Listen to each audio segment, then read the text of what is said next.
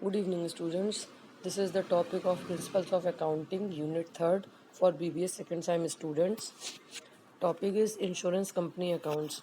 Insurance company accounts की हम बात करते हैं तो ये जनरल इंश्योरेंस बिजनेस की बात होती है। मतलब जो भी जनरल इंश्योरेंस बिजनेस है वो business other than life insurance business, मतलब लाइफ की इंश्योरेंस के अलावा जो भी बिजनेस के अंदर आता है उसे हम जनरल इंश्योरेंस बिजनेस कहते हैं। जनरल इंश्योरेंस बिजनेस कंपनीज जो ऑपरेट करी गई है कि इंडिया में और ये नेशनलाइज्ड हुई हैं 13 मई 1971 में ordinance of the president of India में। जो accounts of general insurance companies है ये मेंटेन करी गई हैं according to the provisions of insurance act 1938 में। Under the previous law separate revenue account है two separate revenue account prepare करा गया और ईच टाइप ऑफ बिजनेस के लिए फायर, मरीन और एक्सीडेंट एक्सेट्रा के लिए द फॉलोइंग अकाउंट्स बनाए गए हैं जो प्रिपेयर करे जाते हैं इन case of general insurance companies.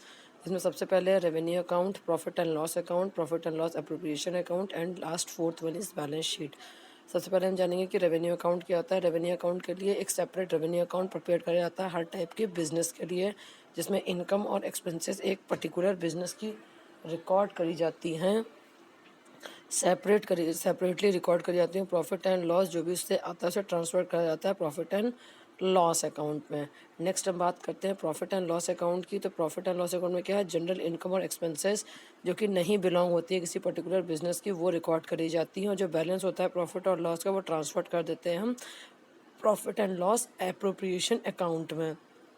Third हम सी की बात करें profit and loss appropriation account की। तो जो अप्रोप्रिएशंस हैं प्रॉफिट के वेरियस पर्पसेस के वो शोन होते हैं इसमें और जो बैलेंस है वो ट्रांसफर करते हैं हम बैलेंस शीट में।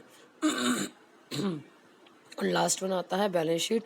बैलेंस शीट में क्या होता है, various assets and liabilities of general insurance companies की होती है। परफॉर्मा होता है बैलेंस शीट का जो सेम होता है जनरल और लाइफ इंश्योरेंस कंपनीज़ के लिए। लेकिन बाद में जो final account general insurance business का रिक्वायर्ड हुआ प्रिपेयर करा गया IDRA रेगुलेशन एक्ट के थ्रू 2002 में, जिसमें उन्होंने बताया कि जो रेवेन्यू अकाउंट है वो एज पर सेक्शन BRA के कॉन्सेप्ट पे बनाया जाएगा। Profit and loss account form PB-PL के हिसाब से बनाया जाएगा। बैलेंस शीट फॉर्म B-BS के हिसाब से बनाया जाएगा।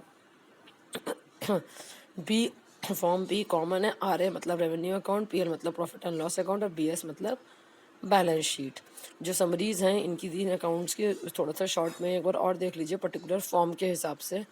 तो इसमें इन्होंने ये बताया कि जो रेवेन्यू अकाउंट की अगर हम बात करते हैं तो separate revenue account form B-RA के हिसाब से प्रिपेयर करा जाएगा हर टाइप के बिजनेस के लिए, चाहे वो फायर हो चाहे वो मरीन हो, और जो इसकी इनकम और एक्सपेंसेस होगी पर्टिकुलर बिजनेस की वो रिकॉर्ड करी जाएगी और जो उसका प्रॉफिट और लॉस होगा वो ट्रांसफ़र करा जाएगा प्रॉफिट एंड लॉस अकाउंट में।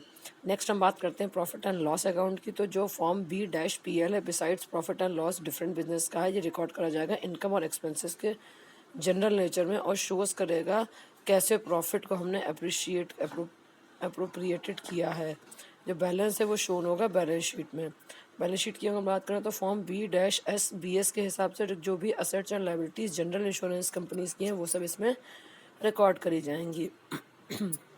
इसमें नेक्स्ट टॉपिक आपका आता है रेवेन्यू फॉर अनएक्सपायर्ड इंश्योरेंस। इस प्रोविज़न के हिसाब से जो इंश्योरेंस एक्ट 1938 है, जो प्रोविज़न फॉर अनएक्सपायर्ड रिस्क है इन केस ऑफ फायर, मैरीन और कार्गो या मिसलेनियस बिजनेस के, उसके लिए क्रिएट करा जाएगा 40% नेट प्रीमियम रिसीव्ड और 100% इन केस ऑफ मरीन हल के केस में। अगर income determination general insurance business की दी हुई है एज पर section 44 of the income tax act 1961 and rule 6E लगा हुआ है इनकम टैक्स रूल्स में, तो ये प्रोवाइड करेगी reserve for unexpired risk allowed deduction up to 15% of the net premium income पे in case of fire insurance और miscellaneous insurance और 100% net premium in case of marine insurance की अगर हम बात करते हैं तो। नेक्स्ट आता है आपका कमीशन टू एजेंट। कमीशन की अगर बात करते हैं तो कमीशन पॉलिसी जो इफेक्टेड होती हैं इंश्योरेंस एजेंट्स के थ्रू उससे हम एक्सीड नहीं करते 5% of the premium in respect of fire and marine business के लिए और 10% इन केस ऑफ मिसलेनियस बिजनेस में।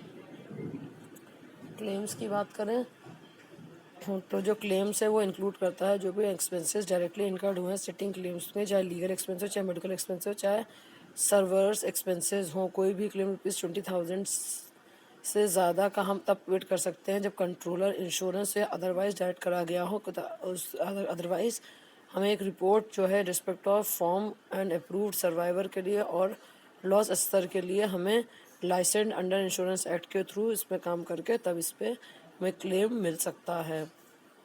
ठीक है, इसी के साथ टॉपिक कंप्लीट हुआ। Thank you.